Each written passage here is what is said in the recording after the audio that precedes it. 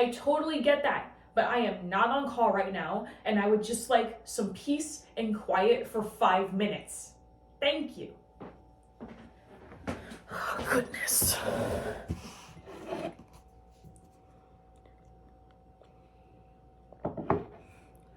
Hi!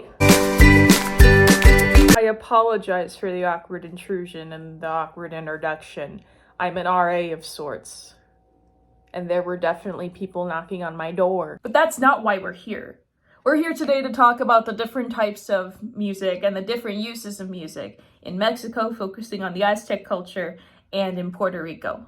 I chose Puerto Rico specifically because my family's Puerto Rican. My abuelo lived in San German for 5 years and then came to America with his family.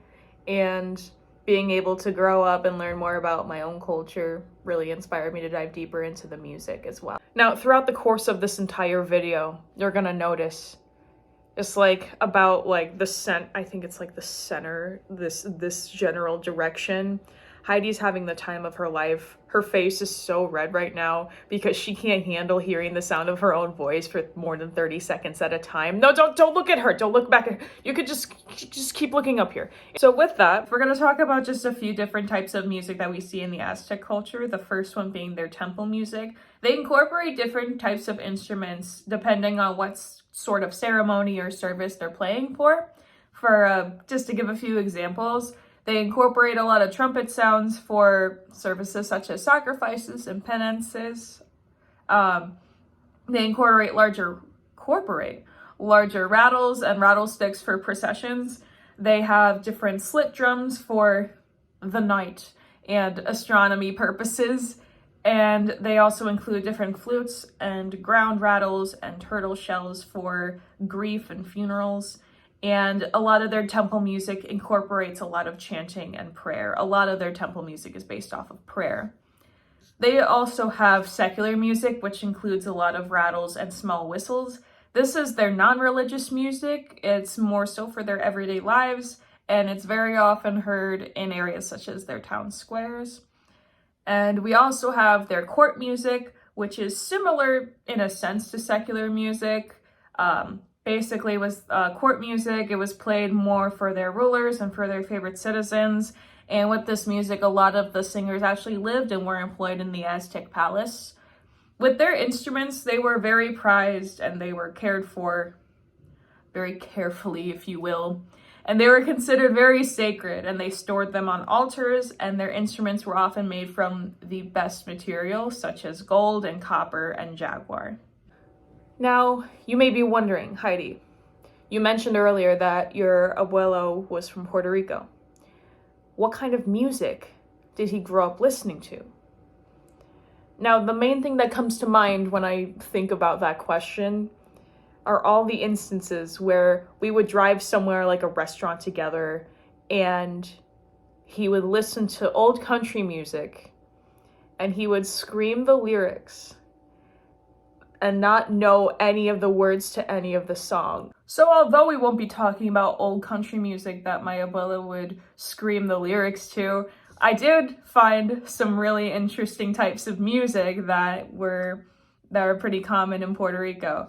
For example, the first one we're going to talk about is the bomba music. It's a traditional style of music and dance, and it reflects a lot of the African heritage of the island. It includes a lot of active interaction between the dancer and percussionist. And with Aztec music, we see this a lot as well, where they would choreograph the dancers in order to fit with what was going on in the percussion sections. With bomba music, they used a lot of maracas, cua, which are wooden sticks, and the bomba barrel, which is a large drum played with the hands. A lot of their instruments incorporated idiophones and membranophones, which is kind of similar to what the Aztec music did as well. Another style of music that originated in Puerto Rico is the plena. It includes African, Spanish, and Caribbean influences.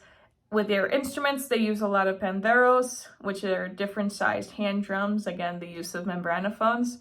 They incorporated some string instruments such as the guitar, the cuatro, which is a smaller guitar, the accordion, and also different brass instruments. In Puerto Rico, you also see Latin jazz. This was originated by Cuban, Puerto Rican, and Latin American musicians who moved to New York City after the early 20th century.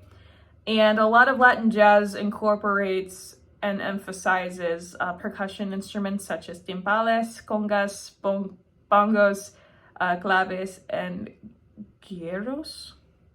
And with Latin jazz, it includes a very lively sound and a very dance-friendly feel.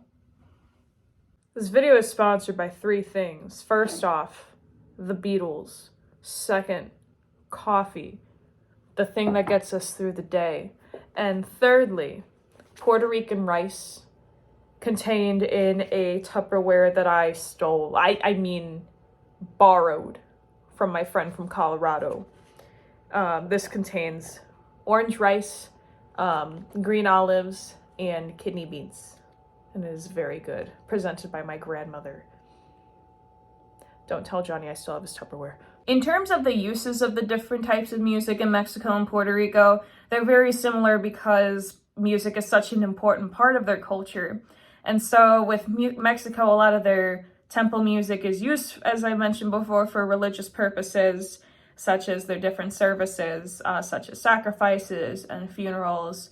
They also include court music, as I mentioned, for their favorite citizens and for their entertainment for their rulers, but they also incorporate a lot of this type of music for their feasts and banquets. And with their secular music, you hear it a lot basically in their everyday lives. And with Puerto Rico, it's also used and very important for their culture and for entertainment purposes.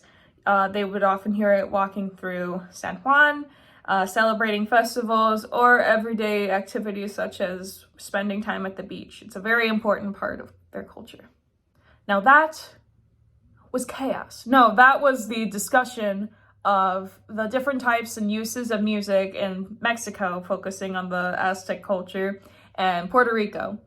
I sure hope that you enjoyed this award-winning content.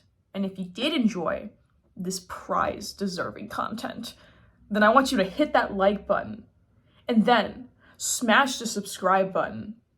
And then I want you to hit the notification bar so that you can get more notifications on the next time I post something to YouTube.